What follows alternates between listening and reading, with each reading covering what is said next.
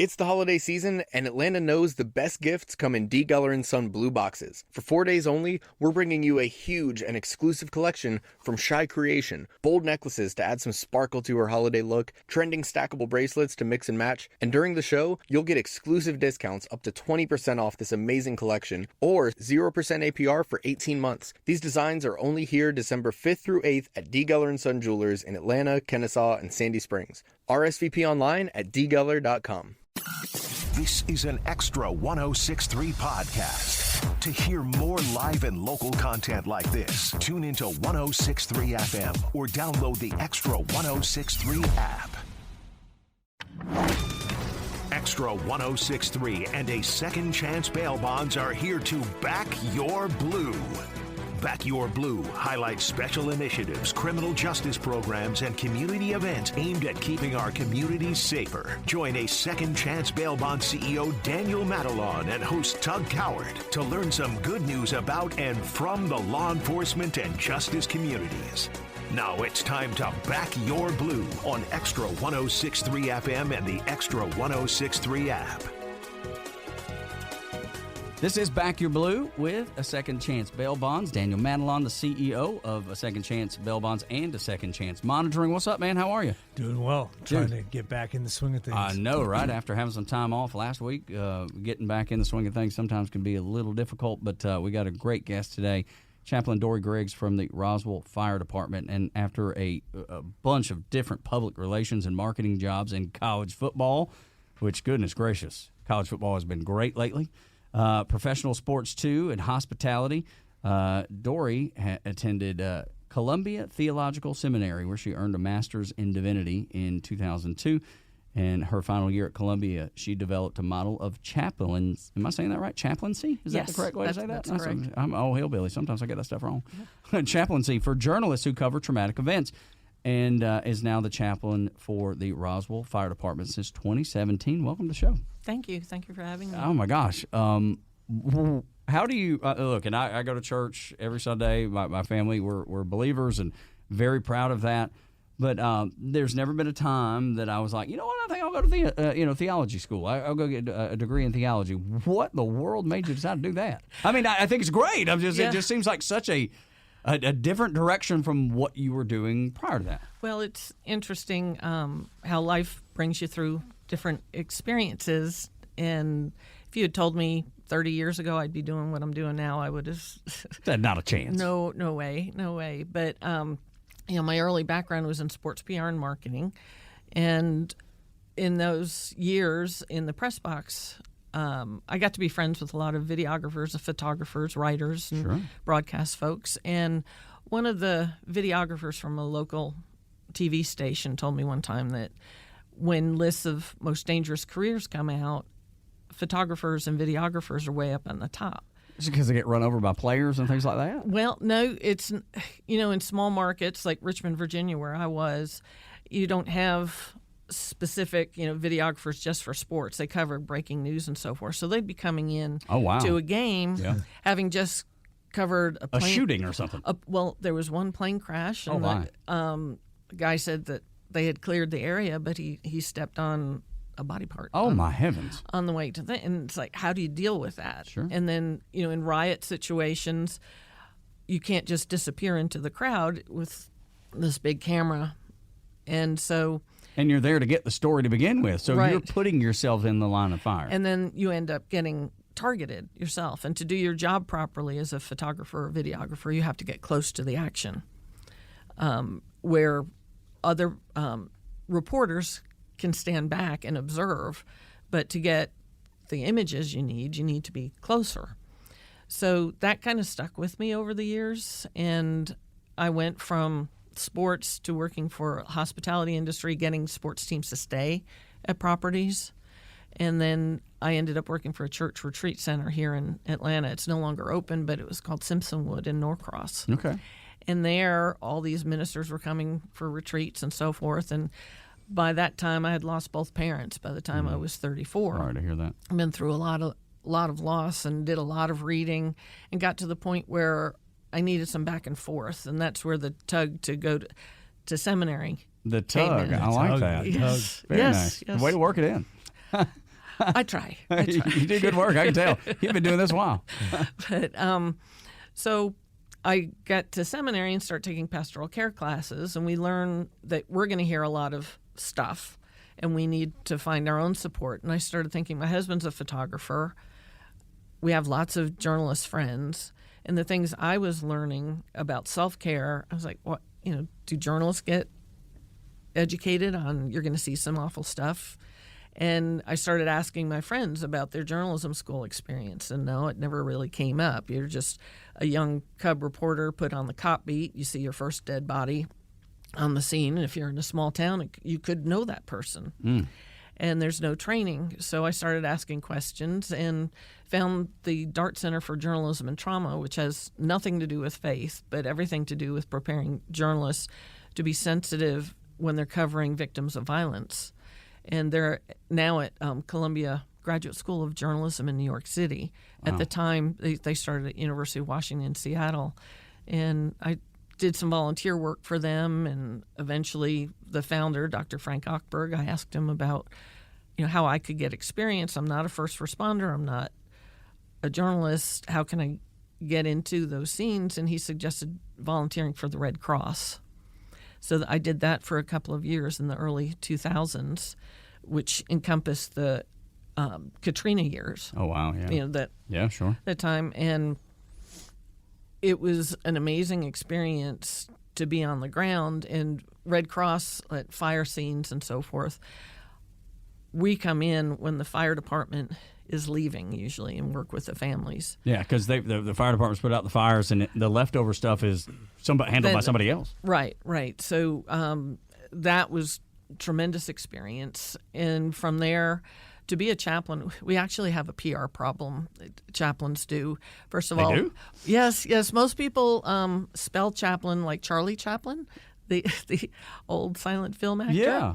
The P-L-I-N, and we're P-L-A-I-N. Okay, well, yeah, that doesn't sound all that bad. I mean, No. Does that create the PR problem? No, but you've got the name thing, but then most people don't know what a chaplain is. Okay. In a general population hospital. Really? Yeah, I did my residency at the VA hospital here in Atlanta. And in a military environment, everybody knows what the chaplain is. I was in the Navy, so yes. I knew prior to that, but yes. And fortunately, most military people have a very good opinion of their chaplain. Yes, ma'am. But in a general population hospital, you've got people who didn't grow up with a faith system, have never heard the word chaplain. So we show up in a room. The only way they know chaplains are Father Mulcahy on MASH or Father Brown, who show up and give last rites when someone dies. So when you walk into a hospital room in a general population hospital and someone's not of a faith system, they see the word chaplain, they think they're dying. Oh, my heavens. Wow. That has never entered my mind ever before. This is I'm today years old when I learned that. Yeah. It's an interesting dynamic. So sometimes you have to explain what you're there to do. And in hospital chaplaincy, which is highly regulated and high bar for education and training. You have to have an undergrad degree, a master's degree, usually a 3-year Master of Divinity degree, and then a year full-time training where you're seeing patients and have 40 hours visiting patients and 10 hours education before you can even apply to a hospital. Goodness. And that's more qualifications than most people have for any job in the world. Yeah, it's equivalent to a psychologist, your basic, not your PhD, but master's in education, education requirements. So we're trained to be a ministry of presence to people of all faiths or none at all. Yeah. So what gets confusing for some people, because you have chaplains for sororities and fraternities, nonprofit groups will have their club chaplain who will do a reflection before a meeting sometimes. So the word chaplain is used for a variety of things, and the context determines how you proceed. In a hospital, it is very important to be present for everyone, and we help people access hope wherever that might be. And sometimes it's your religion, sometimes it's your family. You may have your own belief system.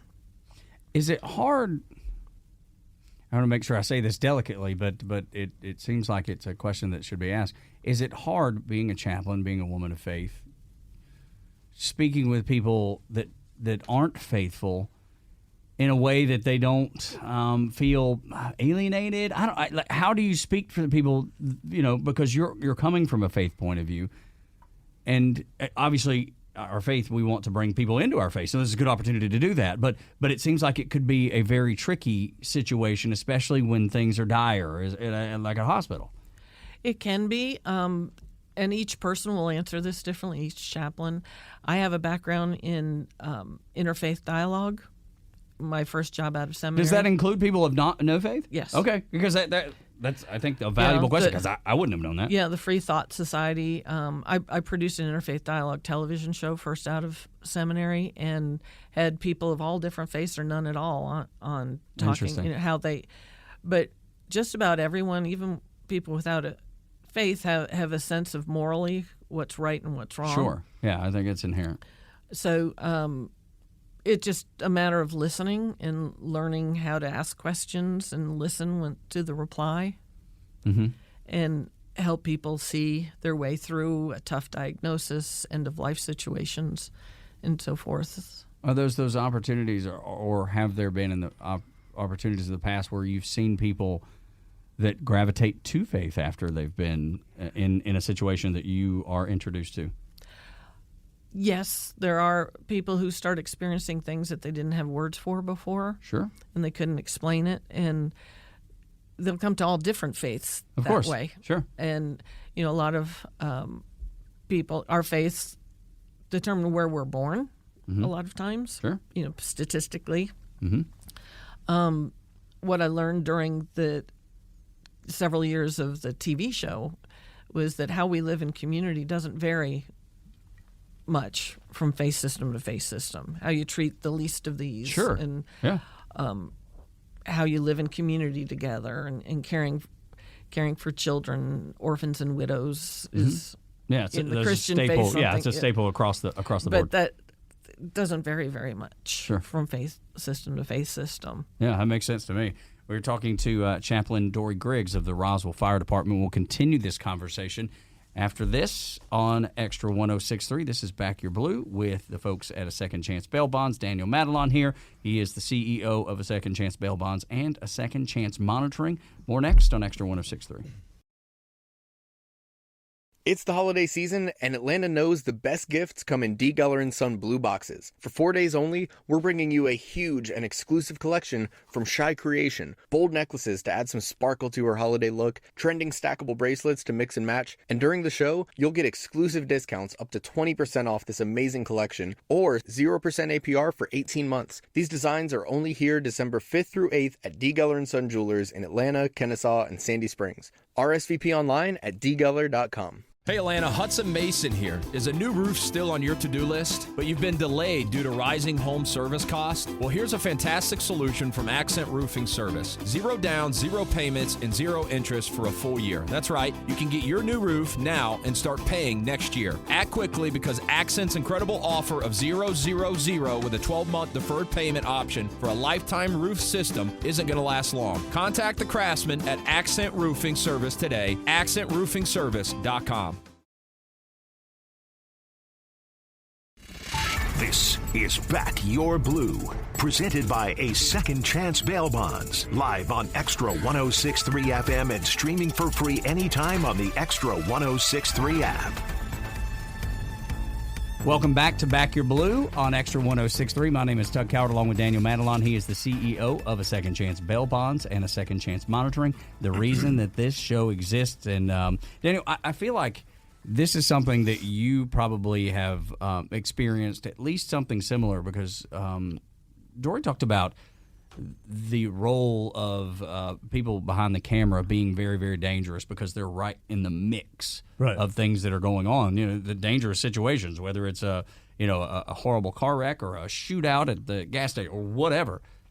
Your business kind of lends itself to something relatively dangerous too, especially when you have to pursue people. Oh yeah, absolutely. Yeah, I mean it's pretty much every day. Just different forms and fashions of how it happens. But yeah, no, we definitely Yeah, are it's a exposed dangerous to- line of work. Yeah, well, and sometimes like even on cases where it's that we've been involved, where there's been a SWAT standoff or something like that, a major occurrence on a fugitive that was on bond with us, and then that piece, sometimes that goes wrong, you know what I'm saying, and then they would be involved. Yeah, for sure. At Yeah, that there's some overlap there. There's some overlap. Goodness, hopefully it doesn't happen that much, but I can see where it would on occasion be that way.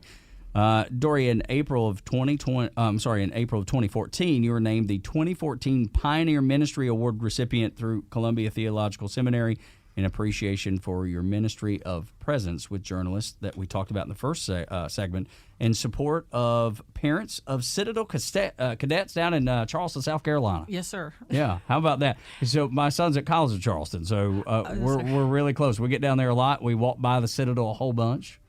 So it's a splendid place. Charleston's a great city. So congratulations on that. I know it's been 10 years now, but walk us through how all that came about.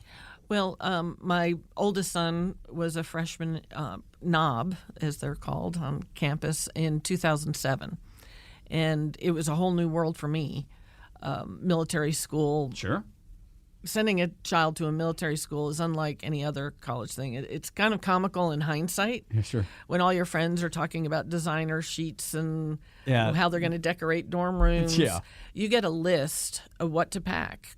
And it's basically underwear, socks, and shoes. That's all you're going to need. Because you cannot wear civilian clothes your knob year within a 10-mile radius. I believe it's still 10 miles of the campus. Of the campus, yeah.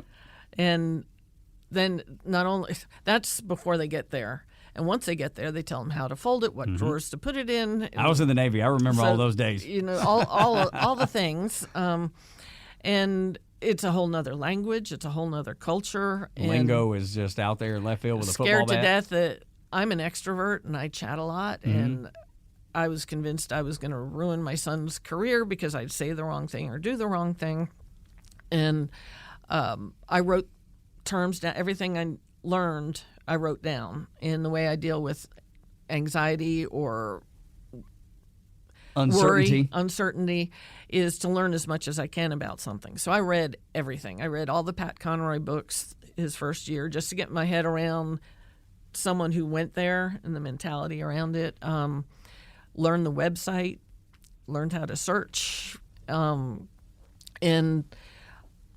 it was about that time that Facebook groups started and blogs became a thing.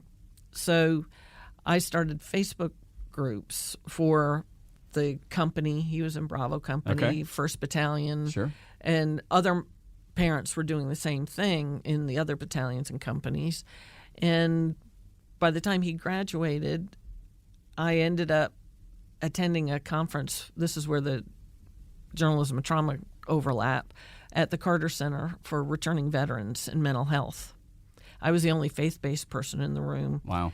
And one of their fellows at the Rosalind Carter Mental Health Journalism Program asked me to contribute to her military blog. Okay, nice. As the mother of a cadet soon-to-be military officer, Army officer. There we go. And so all those things combined to my entries to her blog ended up getting more hits than the other contributors. As I say, you never underestimate the research capabilities of an anxious parent. My wife is in that same boat, so I've seen this play out in our lives. Yeah. So when my son graduated, I thought, okay, that's done. I'm moving on to something else. So I put everything I learned up on a blog. And within a year, people started finding that blog and emailing me and calling me, asking for advice, parents. And I thought, well, I'll start a Facebook group for the incoming knob, parents only, because they all have the same questions. So I'll answer the question once on a blog. And you'll see it. Everybody that's can it. know where to get it. Well, then people started joining, and then it got bigger and bigger till I did it for about 10 years, and the school has taken over the program. Oh, wow. How about that?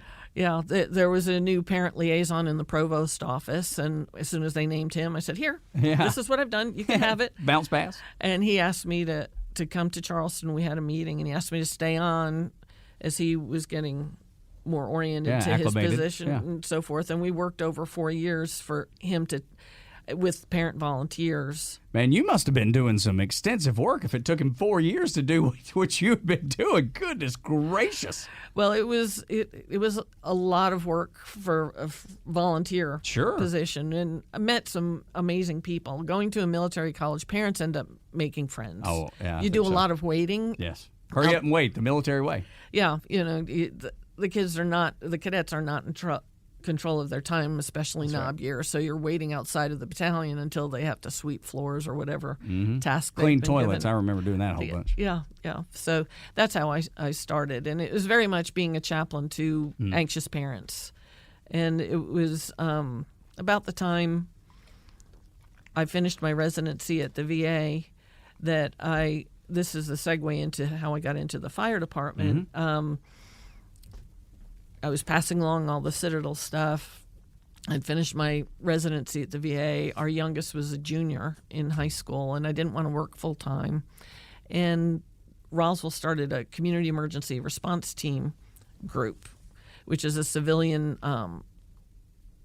organization, national-based program to support first responders. And they heard about my background, and before you know it, I was teaching the disaster psychology unit of the surprise, surprise! After me. And then I got a call from the lieutenant saying our chaplain, who is the Catholic priest in town, his parish duties were too much, so he had to back down, and I've put your name forward for the chaplain position. Were you excited about this to the point where I'm sure it was an honor, but I mean, with everything you had going on already. Yeah, no, that was exactly, I needed to say, I am a chaplain at a place, because what I did with the Citadel was so out here, and no one had ever done it quite that way before. Trendsetter. We have a trendsetter in there, because there's never been one time in my whole life anyone's come to me and say, hey, you did it the right way. Let's follow your path.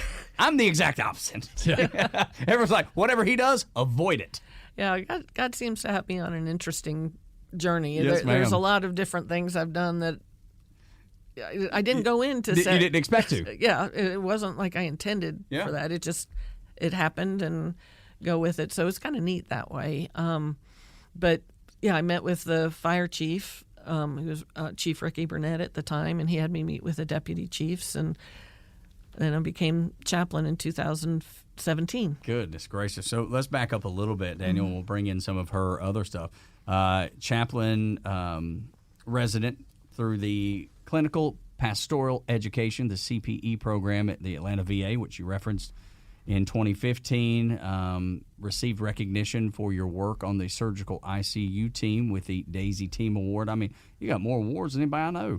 Goodness gracious. Certified peer support counselor through the Georgia Department of Public Safety Office, Public Safety Support, and member of the City of Roswell First Responder Peer Support Team, which you addressed there. Life-saving resources based in Cobb County, and you were named one of their 2022 Tribute to Achievement honorees. Again, more awards. And then that leads you up to the Roswell Fire Department. So how has it been going since you've been there in 2017, starting in 2017? Well, it was interesting because I was the first woman chaplain they had, which is a big deal in a town that's always done things a certain small town. way. They get set in their ways a little bit. Yeah, Roswell's more a good-sized city now, no, but sure. we're still like a small town. We think of ourselves as a small town. It's a wonderful community. Sure it is. I love Roswell. I live in Alpharetta, so right around the corner. Yeah. It's a great place to raise your family. All my kids went through rec league, ball, and dance classes, and you name it. Yeah, absolutely. It is such a terrific place. So what kind of things are you doing at the fire department now? Like, what are some of the activities that you participate in? What is it that keeps you busy during the day? Well, with the fire department, it's different. In a hospital, they're used to having chaplains, and we have a specific role in a hospital, which I'm also a part-time at a hospital. Part-time chaplain in a hospital? Yes. Can you say which one? Is that okay? Emory St. Joseph's. Okay, all right, yeah. Yeah, the Sisters of Mercy did a great job of setting the culture there of pastoral care being part of every discipline. So tip of the cap for them for recognizing greatness. Yeah, thanks. But in a fire department, what I found, first responder chaplaincy is different than hospital chaplaincy. It has a long storied history in fire. Usually local congregational clergy would serve as the chaplain for the fire department. And you respond both at events, but also for the staff, for the firefighters. Absolutely, because they've also leadership seen and some, so forth. some really traumatic stuff as well. And it takes a while to build relationships, especially when you're like me. I wasn't a firefighter when I came in, and I'm still not a firefighter. Did they have a hard time with that? Not really. It's like in anything else. You're the new person. They don't know you. So the only way to really get to know firefighters is to do ride-along days. That and eat. Right. I think they do really good work in the kitchen. I mean, let me tell you. Oh, there are some amazing cooks. Absolutely. And that's, I mean, Daniel, come on, that's the time you get to know people, right? I mean, this is the reason people go to dinner as social events. Yeah, have meals together. Yeah, man, just to be able to get to know one another. And I know the fire department loves to eat, and I love the fire department for that reason. Yeah. I should have worked there. I mean, I'm not tough enough or strong enough to do any of that stuff, but if I were, that would be the place I was going to be. Yeah, and Because in the Navy, you're a firefighter. Everybody's a firefighter. Because it's not in the middle of the ocean and something sets on fire, you don't have a number to call. There's no 911. You are 911. So I learned quickly that I was not going to be an effective firefighter. I did the things that they asked me to do and I needed to do, but I recognized that I didn't have the ability of some of those other fellas. Yeah, they do amazing work. They do. And the training that goes into what they do, I don't think the general public understands it. They're continually training and getting different certifications for there's different specialties that they can take classes in and become certified. Extrication, vehicle extrication, and some pretty traumatic, back to the point, there's some pretty traumatic things that they have to train for and then ultimately see and use that training. And I think that's probably where you come in. Yeah, and that's where the fire department has a built-in support network because your work is a team. It's not an individual job. Everyone, and this is where my sports background came in. Yeah, it probably helps. Sitting around a dinner table, I realized this sounds familiar. It was like sitting around a pregame meal or something. Training table. Yeah. There's normal trash talking back and forth and so forth. And then with the basketball team, they go out and they put that aside and they play as a team. The firefighters, when you ride into an event, and there was one that was a garage was on fire, and I rode in on the engine, and there's a lot of joking amongst themselves on the way there. Not about the event, but just about whatever just happened in the station and so forth. As soon as you pull up to the event, they put the vehicle in park. It's game face on. Everyone falls into their specific roles. And my role at a scene like that, my first role is to stay out of their way. Sure. But then look for the family or the business owner, depending on what the scene is. And I stay with them in concert with the incident commander, who's usually a battalion chief and something like this, and help the family process. And most people who are first responders are trained to do something, put out the fire. Hospital, it's nurses and doctors are helping someone feel better.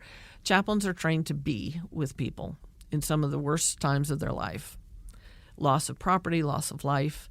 And people in general feel uncomfortable around someone who's grieving. Right. Being people in their most vulnerable moment because you don't know what to say. And the worst thing to do is not say anything at all. At the very least, just say, I'm sorry. Sure. I can't change this. I can't make this better. And as a chaplain, I know I can't make this better, but I can be here with you. And hold your hand through so to let you know you're not alone. And that's very powerful. If you think about times where you've had a trauma or a tragedy or a loss in your family, you remember the people that were with you. Not what they said, but just that they were there. Mm-hmm. And that's a lot of what chaplaincy is, just being there with present, someone. Mm-hmm. Being in the moment. Daniel, over at a Second Chance, at a Second Chance bail bonds and monitoring for that matter, I heard Dorie say she's there with the family to process what's happened. Do you ever have to do that with people that are family members of people that have maybe done something that is, whether they're guilty or not guilty or have not found out yet? Oh yeah, having to help people process stuff like that. Well, yeah, because I mean it's a crisis, right? So someone's been put in custody or whatever the case is, or it's a relative. Yeah, absolutely. I mean some people have never been through the process at all, so you have to really explain like, hey, yeah, we might post a bond, but you might not see this person for 2 days. Like, are you good? Like, you understand this is what right. and you kind of have to walk them through that because obviously the expectation is instant gratification. We want them out now. Right. And unfortunately, sometimes the system just doesn't allow for it. And you have to explain it. Oh, yeah, absolutely. Or you have to explain the nature of the charges. Although we're not attorneys, we do not give legal advice. No, of course. But we see this stuff every day for 20 years. You kind of understand what's attached to some of that stuff. Do you ever have to be sympathetic to those needs? Because it's easy to, I would think it's easy. Because you've seen it so much, you're like, not a big deal. Here's what's coming. Do you ever have to slow down and really explain in a way that you wouldn't normally because you've seen it 1,000 times, but it is their first time? Yeah, like domestic violence, for instance. My gosh, is another thing where you have a lot of spouses or partners. They want to get each other out, right? Of the scenario, and obviously there might be a no contact order. There's all kinds of stipulations that are put into the bond orders.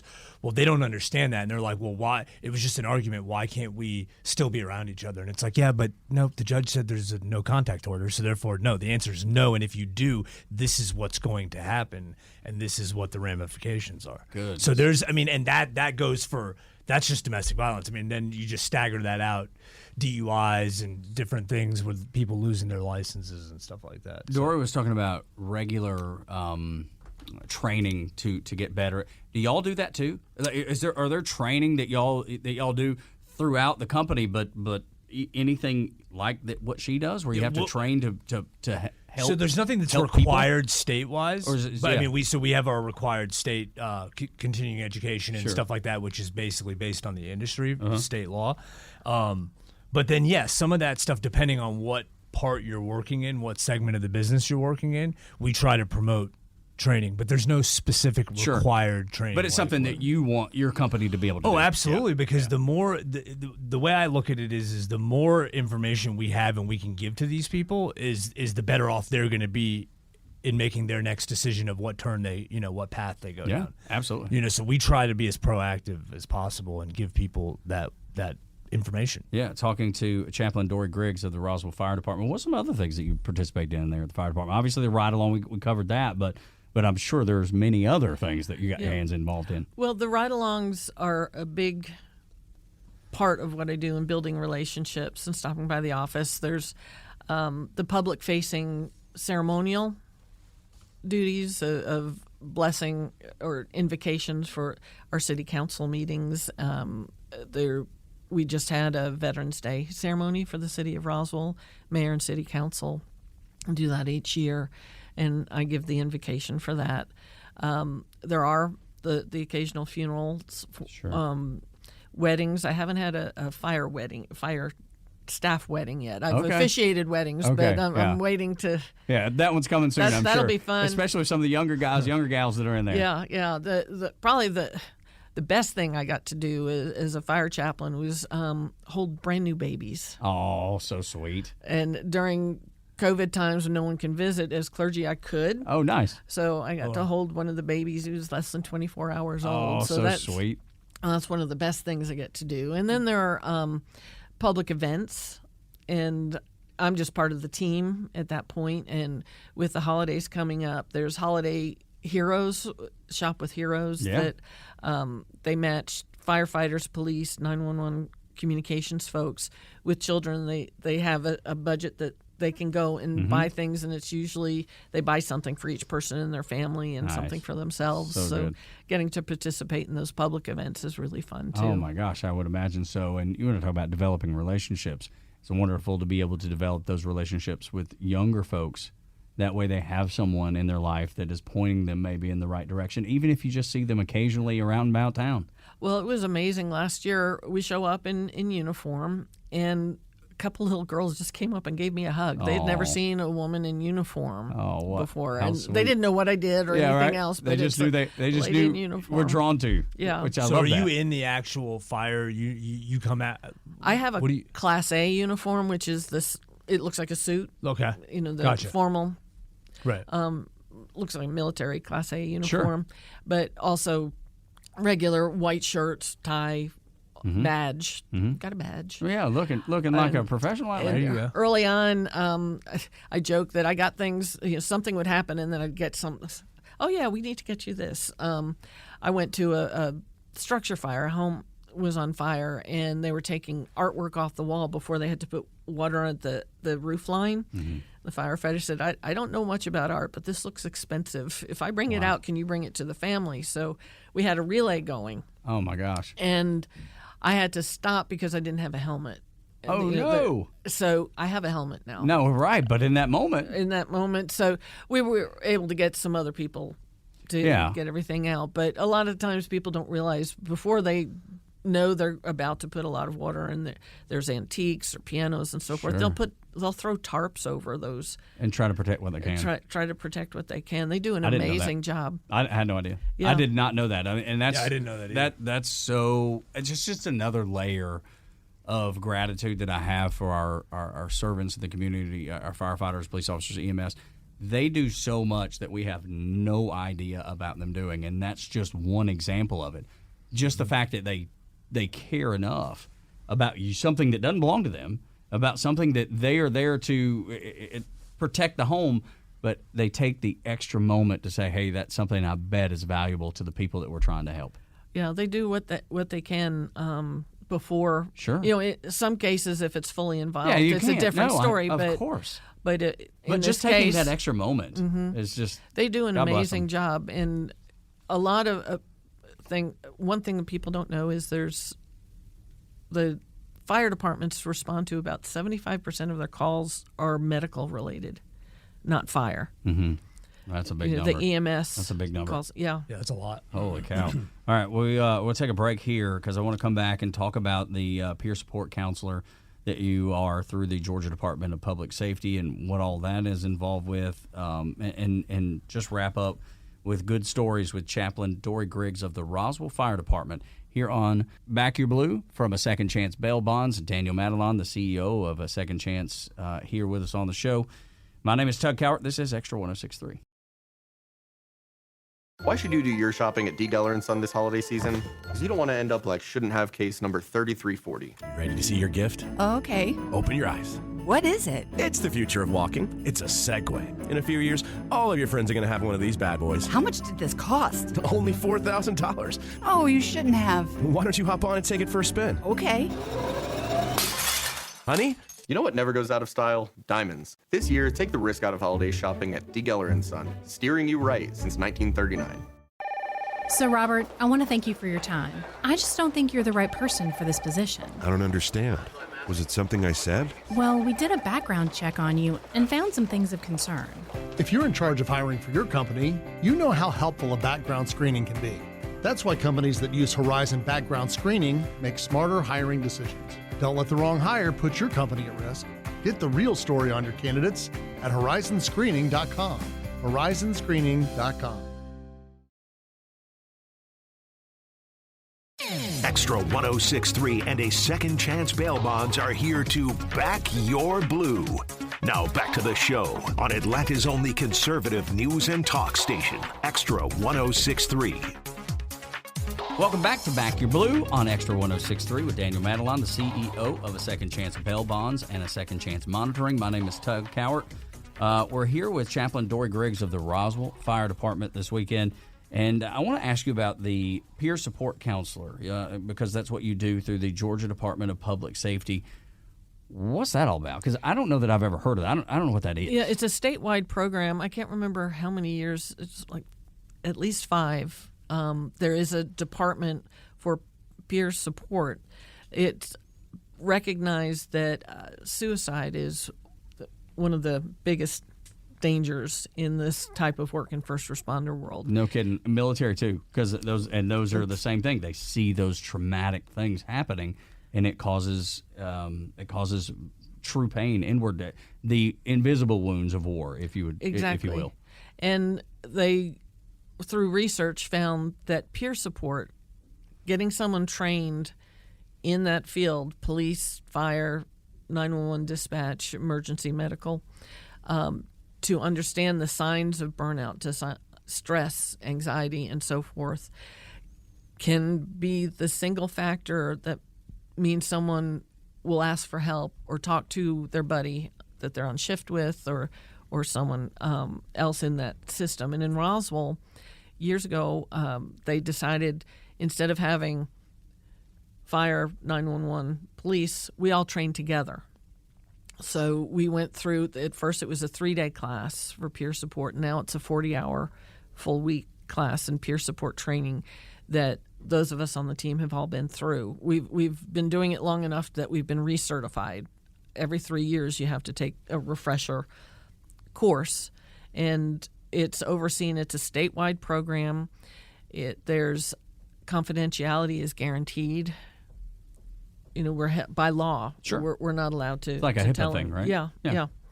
So, I'm used to that in the hospital environment, but this is a big deal in first responder world, that they're really supported by people who they work with every day, already know, but have the extra training to recognize some of the struggles. The struggles. Yeah, sure. So, and we're fortunate to have our fire chief, when he came in almost, I guess, 2.5, 3 years ago, said peer support and chaplaincy were some of his priorities because it's known to help the mental health of the team. Firefighters and the team, yeah. Mm-hmm. And in Roswell, we work so closely with the police department and 911 dispatch.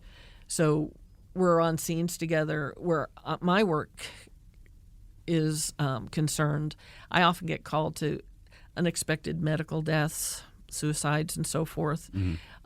Our fellows will call me, but by the time I show up, if there's loss of life, it ceases to be a fire rescue scene and becomes a police scene. So I work closely with our officers, and sometimes it's a cultural thing. People are from different countries and so forth, and I know enough about different traditions and so forth, so I can work with them. So do they have a chaplain also? So you guys They have our police department has some volunteer chaplains. So Gotcha. A lot of times I'll get a call, and because I work part-time in another position, chaplaincy, and I can't show up, the police chaplain will show up, or it just depends on the situation. But we all know each other and work well together, and it's all a get team. The job it's done. One Roswell. Yeah, it's get the job done. Yeah. Whatever it takes. You guys are like MacGyver a little bit. Yeah, we have a tremendous team in the first responders in Roswell. Chief Jim Conroy and Deputy Chief Linnea Rivard, and our fire chief Joe Panino and Deputy Chief Pabel Troche work together, and our teams work well together. Of course, they have their little back and forth. Well, yeah, the police department, fire department, they're always going at each other, especially, because I know a lot of those guys, they work out together. They live close by to each other. They participate in athletic leagues together. So there's a lot of back and forth. I know there's a lot of overlap with police and fire departments because they do such similar work. I mean, I say similar. In many ways, it's very different, but it all has the same goal, protecting Roswell. Exactly. And so to see them overlap like that is that not surprising at all. What other things do you do with the police department? Are there other things that carry you into their line of work? Well, as a community, Roswell does a lot of community events. Mm-hmm. We have a live Roswell. Yeah, so was it every Thursday? The third Thursday of the month between April and October. So awesome. It's one of the best events in Metro Atlanta. It's amazing. So we each have tents at that event, and usually next to each other, and we'll get like the police chief to wear the fire hat. Yeah, and sure. Vice versa, and those kind of things, and silly, fun little rivalries. We had a kickball tournament. That's awesome. We called it. Council member Sarah Beeson had a little trophy that she got. We called it the Battle of the Badges, or the Bob. Yeah, right. We got the Bob trophy. The Bob trophy. So that was fun. That's always good. Yeah, the police joked that they called in that the field was clear and the fire can move in. That's right. Those kind of jokes. Yeah, we're like when their big kicker comes up, be like, we have a fire emergency. He's got to go. He's not be able to take his kick. The other thing we have in Roswell is a foundation, the Roswell First Responders Foundation, which helps out when firefighters, police, 911 have something above and beyond family-wise, medical issues and so forth, unexpected expenses. The foundation is there to help, and that's one way the community can support both fire and police are through the foundation. They do. Can you tell people how to learn more about that, websites I or anything? believe it's just Roswell First Responder Foundation. You probably .org. Just to search if you search Roswell First Responder Foundation, it's either Roswell First Responder Foundation.org or RF.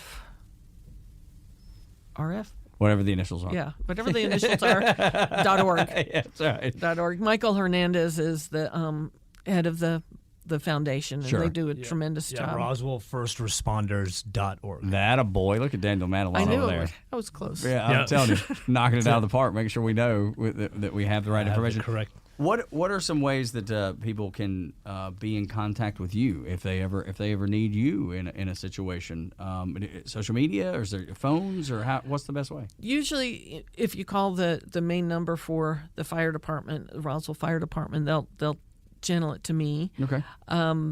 It's rare for citizens to call me directly. I'm usually responding out at things, but I'm happy to talk to anyone who would be interested. That needed it. Yeah, my email is dgriggs, Griggs, at roswellgov.com.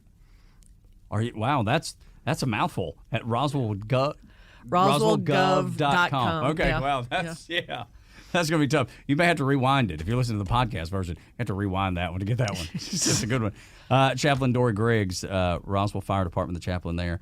We just appreciate your time. Thank you so much for sharing what it is that you do, and we need more folks like you in this world. So thank you for taking the time. Thank you for having me. You're absolutely right, fun. Daniel. It's always a good day to spend some time with you. Always. And the folks at A Second Chance Bail Bonds and A Second Chance Monitoring, because without them, we don't do Back Your Blue here on Extra 1063. This is an Extra 1063 podcast. To hear more live and local content like this, tune into 1063 FM or download the Extra 1063 app. It's the holiday season, and Atlanta knows the best gifts come in D. Geller & Son blue boxes. For 4 days only, we're bringing you a huge and exclusive collection from Shy Creation. Bold necklaces to add some sparkle to her holiday look, trending stackable bracelets to mix and match, and during the show, you'll get exclusive discounts up to 20% off this amazing collection, or 0% APR for 18 months. These designs are only here December 5th through 8th at D. Geller & Son Jewelers in Atlanta, Kennesaw, and Sandy Springs. RSVP online at dgeller.com. Is there chaos in your closet? Look, Blouse, you've got some nerve hanging there like that. I can't help it. I'm jammed in here next to this suit. Hey, I'm a three-piece, all right, which means I need a little more room. You've got a lot of attitude for a linen suit. I'm a polyester blend, sweetheart, and there needs to be room for men's clothes, too. Hi, I'm Christina, and at Artisan Custom Closets, we help families organize and simplify their closets with customized storage solutions. See what's possible for your home at artisancustomclosets.com, and then call us for a free in-home consultation.